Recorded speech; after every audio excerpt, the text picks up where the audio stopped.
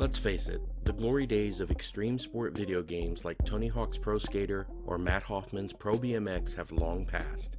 There was a time when they ruled the gaming industry, but now they rarely get released, and when they do, they usually land with a thud. With that in mind, I was a little surprised to see a new biking game pop up on Steam in the form of The Descenders. This one looked a little different though. We weren't talking about half pipes and rails on a tricked out BMX bike, but rather we were hitting the trails for some extreme mountain biking. Notice, I said mountain biking. See, Descenders isn't all about the tricks.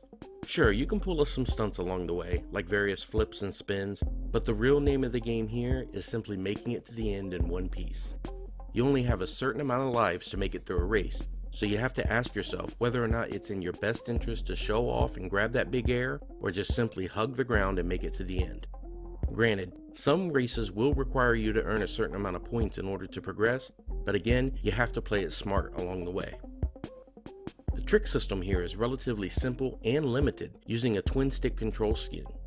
You can bunny hop, spin, flip, and even skid into turns, but that's about as far as it goes. You need to use a good mixture of those things in order to add some style to your runs. The game breaks down basically into two different options for gameplay: free ride and career. Free ride is pretty self-explanatory, but the career will take you through a series of branching tracks. After you complete the first course, you get to choose between 3 others, and depending on where you go then, there could be 1 to 3 choices after that one. These are all spread out over 4 different areas, such as a grassy highlands, a dense forest, and even a barren desert-styled area. The tracks have varying objectives depending on the style of race you choose. Some are trick-oriented, others are just a matter of surviving.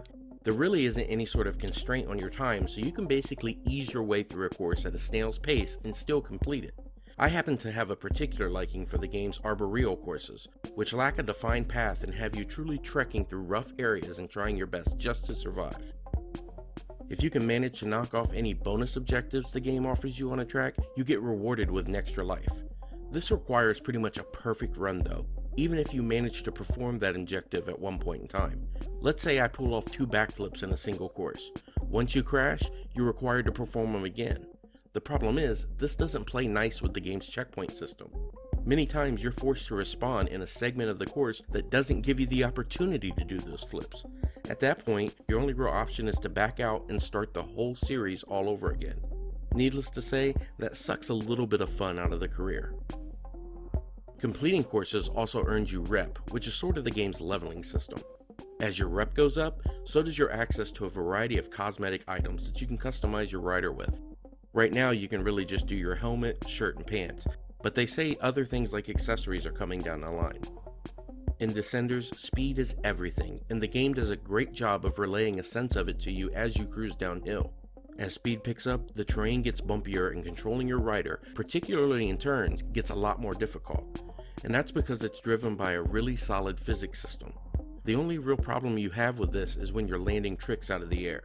It kinda goes a little wonky at that time, so you can land at some pretty awkward angles and still maintain control of your bike. Then again, there are other times when you hit what seems like a perfect landing and your rider goes soaring over the handlebars. It feels good overall, but landing in particular just doesn't feel right, and it can be extremely unpredictable. In terms of visuals, this game just looks plain fantastic. Now, the character models aren't the greatest or most detailed in the world, but the environments and vistas look absolutely stunning at times. All of the greenery is lush and full of life. The sun just glares down in the desert. It looks great. And one really nice feature, and something I never expected, is full support for GeForce's Ansel. That means if you're running the GeForce experience, Ansel can be triggered, which lets you take super stylized screenshots of your gameplay. At the end of the day, even though I've had a ton of fun with Descenders, it's ultimately a pretty shallow experience. The courses are all procedurally generated, which works great for the racing mechanic, however, I need more to do on them.